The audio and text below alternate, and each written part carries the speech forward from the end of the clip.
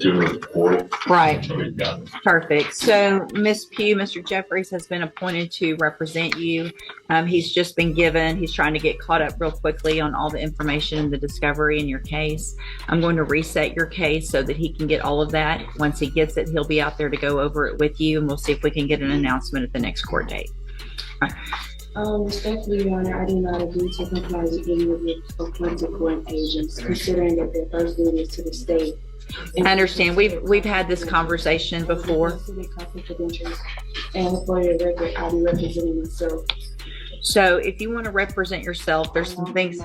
Ms. Pugh, stop talking over me. If you want to stop talking over me. If you want to represent yourself, then there is a process that we have to go through, and we'll do that today if that's what you want to do. We'll get your case set for trial, and we'll go forward that way. It is highly inadvisable for you to represent yourself. Lawyers have many, many years of training. They understand the law. They understand how a trial works, because here's what happens. When you're in a trial and you represent yourself, you're expected to know and follow all of the rules of evidence, all the rules of procedure. And so you're really at a disadvantage if you don't know those things. And so you have to do everything just like the assistant district attorney would. And if you don't, you're going to be. Buckle up, guys. Today we are stepping inside a tense courtroom moment where things start getting serious right away. The judge calmly explains that a new attorney is just an assigned and needs time to review the case. However, almost instantly, the situation becomes uncomfortable as the defendant begins interrupting the judge. You can hear the shift in tone as the judge firmly asks her to stop talking over him. He then begins explaining why representing yourself in court is usually a terrible idea.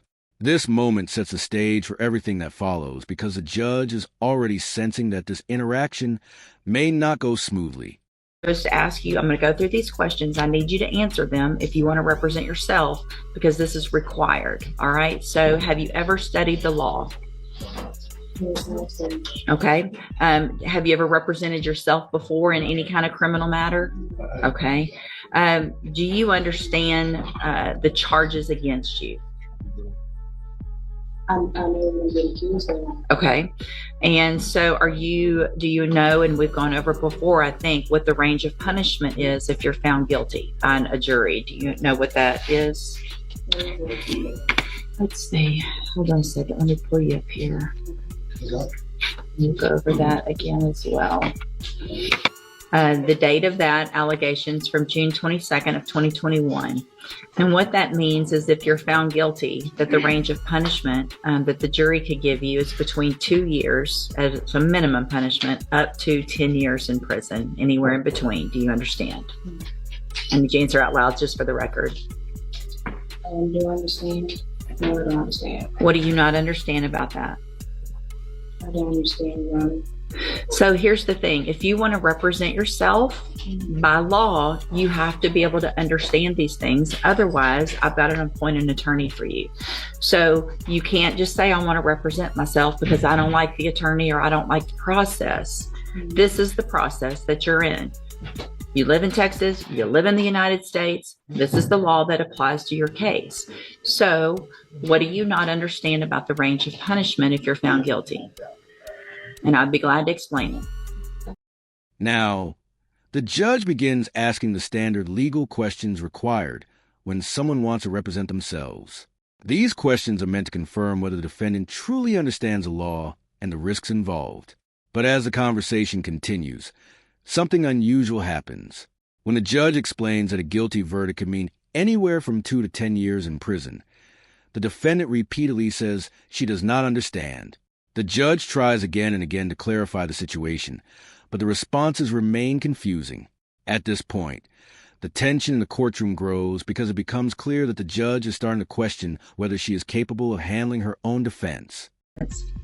If you're guilty or not, that doesn't have anything to do with if they find you guilty, you understanding that they could send you to prison for between 2 years and up to 10 years. Do you understand that part?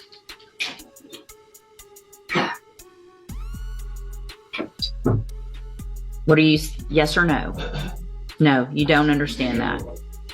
So, Ms. Pugh, it's my understanding I'm not going to allow you to represent yourself because you don't understand the law and the process. So we're on question number 4 out of 15 that I'm supposed to ask you. So Mr. Jeffries is going to stay on your case.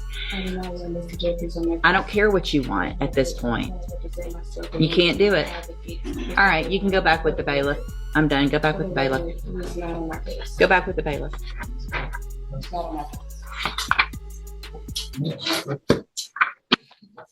Welcome to the criminal appointment list. Yeah, fun, Judge. This was not meant to be any kind of punishment, I promise. So Mr. Jeffries, get ready like you would. Probably it's going to go straight onto a jury, and we'll just get it figured out that way. All right. This is where the entire exchange reaches its turning point. After repeatedly trying to explain the legal consequences and getting nowhere, the judge finally makes a decisive call. He states clearly that because the defendant does not appear to understand the law or the process, he will not allow her to represent herself. The judge shuts down the request and confirms that the appointed attorney will remain on the case. In just a few moments, the conversation shifts from a possibility of self-representation to a firm judicial decision. If you found this breakdown interesting, make sure to like the video, subscribe to the channel, and we'll see you in the next.